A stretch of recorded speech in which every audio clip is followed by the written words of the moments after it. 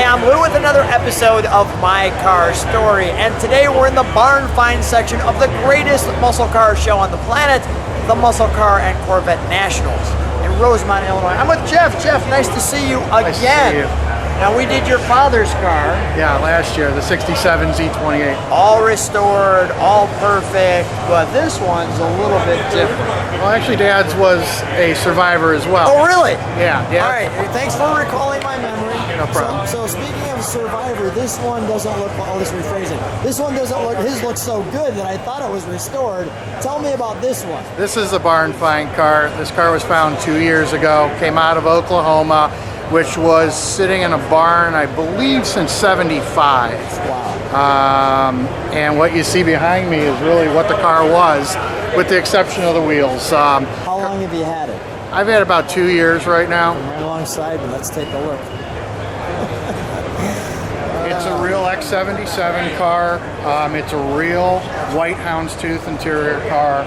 It's a real D80 car with the rear spoiler on it. It's an enduro bumper on it. And the picture that I'll show you in a little bit shows a picture of it that we believe to have been when it was in 75 or around that year with the front wheels off the ground. This car was rode hard and put away wet, to say. Some of the rear options on the car. It's got a rear speaker. It's got It's got the rear speaker that you can see there. It has an AM/FM radio, and it has a rosewood steering wheel. The wood grain is all original to the car, and on the console and on the dashboard. And the car is basically the way it was new. The bumperettes have survived. The bumperettes survived. Those are the original bumperettes. When I got the car, it did not run very well at all. So we went through it, and we actually drove it off the trailer. I've driven it around at home, and it brings a lot of looks at local car shows when I bring it out. So we're going to start this one. Sure.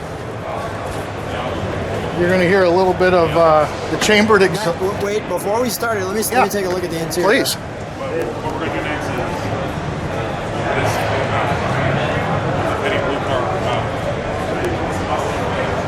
Sharing with me the pace cars were opposite color. They Correct. were white with orange. Correct. And tell me about the houndstooth on them. Well, the houndstooth on the pace cars was an orange houndstooth interior, whereas this is the ivory houndstooth interior. So most of the Camaros that are hugger orange, you see a standard black interior, so it's very rare to see a hugger orange car with white stripes and a white houndstooth interior, especially with the other options like you're seeing with that ultra rare rosewood steering wheel, AM/FM radio, and wood trim throughout the gauge package and glove box. So when you pick up a car like this, Yeah. and they tell you that it's in a barn, how fast do you get to that barn? As fast as my avalanche will get me there. This is a passion of mine that Ryan Brutus shared with me with my Trans Am race car, when I took that out of the barn. So 69Zs are my true passion. What an amazing car, and that way it's still here. Let's take a look under that hood, shall we? I want to show that picture. Here's this car with the wheels off the ground. You know how I know this car's fast? Because the paints come off from the front to the back. Because if you look at the back paint's fine.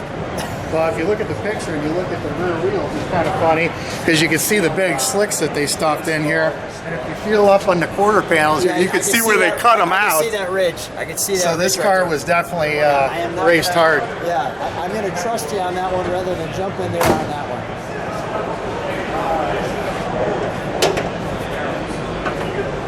Beneath the hood, you see the original intake manifold. It looks pretty good, actually, under here. The car is very solid. You look at the original bolts that are in the fenders, you look at the core support, you look at really a lot of the car.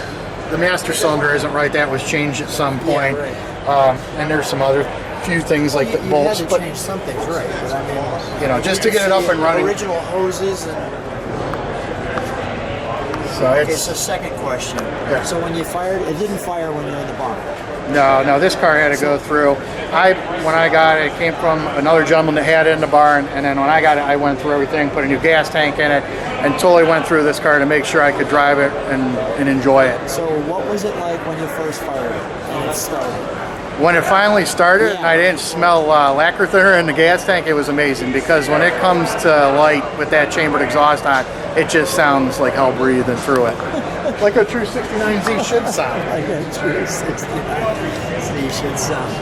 There's the ultra rare trim tag that you see on there with the X77 code, and you see the 7272, which is the paint code for Hucker Orange, and you see the 729 code, which is the white houndstooth interior.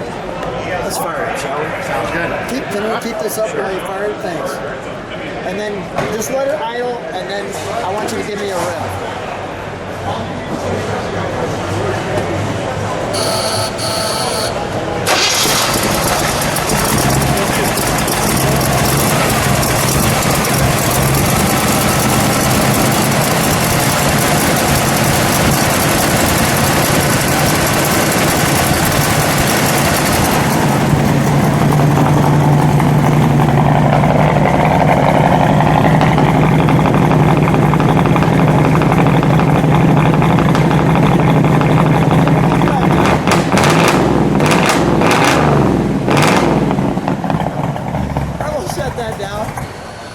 People behind us get them all going.